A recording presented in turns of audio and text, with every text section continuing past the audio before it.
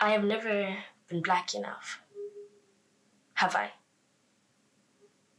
Igama lam nguqhawekazi. My name falls off my tongue like a foreign language. Igama lam nguqhawekazi. An unfamiliar tongue twister morphing me into something I am not.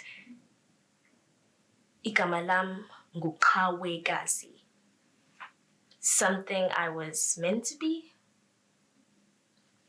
See, I was born premature with a puncture in my heart and a body made of skin and bones. I took my first steps long after people my age took theirs.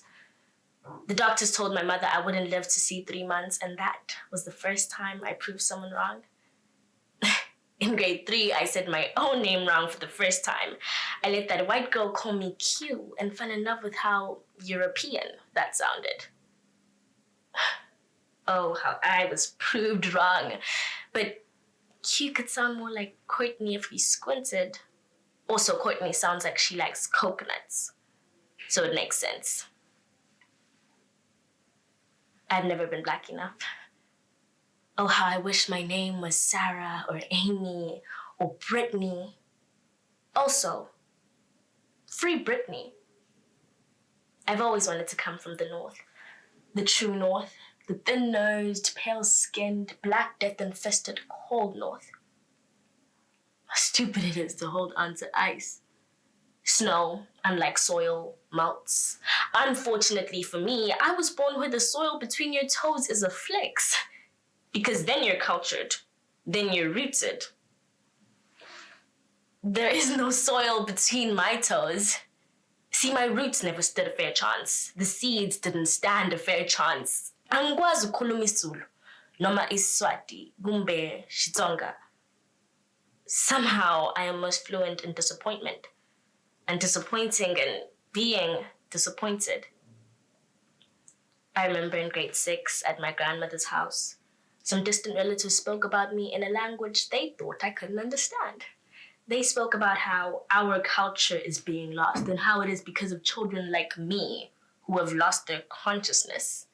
Everything that Steve Biko taught in his books is being drowned out by North supremacy. But I mean, didn't God know that when he planted me, my roots would grow upward? We've lost ourselves, they said. Our children have forgotten who they are, they emphasized.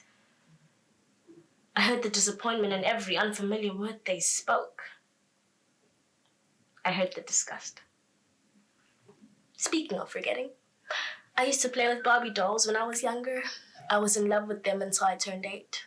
I was in love with dressing her and brushing her hair. She seemed like she was from the North. Thin-nosed, pale-skinned, the cold North. Snow, unlike soil, melts. Fortunately for Barbie, she was born with snow between her toes, and when it melts, she is able to flow with her hair still intact. She was fluid. Barbie had a fair chance. I was in love with Barbie until someone told me I was brainwashed. And I probably named my Barbie Sarah, or Amy, or Brittany. Also, free Brittany. I have lost myself.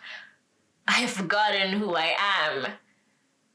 I still hear the disappointment in every unfamiliar word they spoke. I still hear the disgust. Now I only play with Barbie when the lights are off. Igama lam nguqhawekazi. Am I being morphed into something I am not? Biko said, the basic tenet of Black consciousness is that a Black man must reject all value systems that seek to make him a foreigner in the country of his birth and reduce his basic human dignity. Now, how do I reject value systems that grow in my bones, that flow from my tongue and house themselves in my body? How do I escape being foreign in my own country when for so long the country was my body? As my grandmother spoke, I wanted to tell them that I can hear my roots. I can feel my roots. I feel them making their way up through my body, all the way to my throat, closing in on my vocal cords, but I stutter every time I try to speak my mother tongue. I feel like I'm being strangled. I wanted to tell them that even though I was born black, I have never had a chance to be black enough. I was born in 2005. I have never been black enough. At least not in this lifetime. Not since the coloring books where I used the peach crayon to color in my own skin, disguising myself as the only thing I thought was beautiful. I was born in a time where we were given a crayon to color in our perfect melanin skin. A time where Barbie defined beauty against all odds, at least on social media, that is. A time where I forced an iron through my hair to make it silk, to make me royal, to make me something else. A time where it seemed easier to be everything that you're not. I have never been black enough, at least not in this lifetime. So I started to imagine an alternative reality. And I imagined my obituary being read. I tried to live differently, be blacker, be truer, be happy, so that my obituary could reflect everything that I am and was meant to be. Private school speech sprouts out my mouth like a dead flower.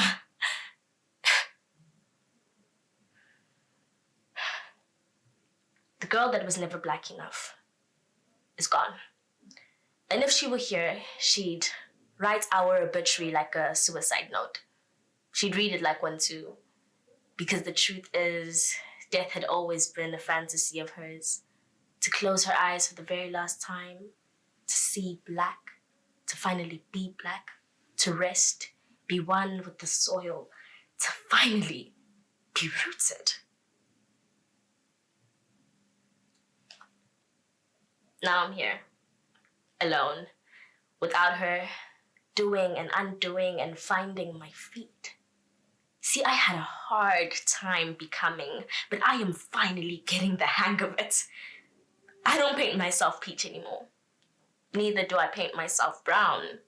I don't paint myself at all anymore, because that would mean I am an incomplete artwork. I've been complete for so long. I started focusing on the rainbows.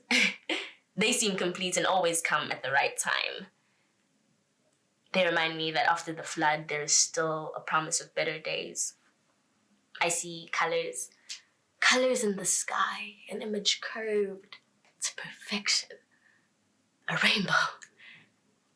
Finally, there is warmth and hope with all these colors. In grade 7, I turned my lack of culture into poetry. See, my roots now stand a fair chance. The seeds now stand a fair chance. Yes, I don't speak Zulu or Tsonga or Swati, but I am most fluent in my activism and activating and being active. I learned that my name was meant to be said right. So in the mirror, I recited it to myself every morning. Igama lam nguqhawekazi. It means heroine, female warrior, a name that was dragged in the dust by my white superior. My mother named me that because I am the hero of my own story. My blood taught my heart to beat when my body got weary. It was scary to lose myself, to find out that if you don't know your name, then you don't know yourself. But now I know myself. It means heroine, female warrior, and you wouldn't know that I'm a fighter just by looking at my exterior. However, there is no ulterior. I am a warrior of broken barriers, and I will continue to do so until they know that being black is more than just your speech. But it's hard to teach an old dog new tricks. I've come to terms with the fact that distant relatives can sometimes just be pricks. My generation predicts that there is change on the way. There is a time coming when black girls like me don't have to keep their feelings at bay. Because I am a black girl. I've always been, and I don't need to speak Zulu for that to be seen. I am black enough. I am more than black enough. I am enough. I am royal. I am rooted. I am Kawegazi. My name falls off my tongue like a familiar language. Igama lam nguKawegazi. Silinda, Shirinza, Mkomatizungeni, Manzungantima, Wankariwa Hankara, Makoventana. A familiar nursery rhyme morphed me into what I am today. Kawegazi.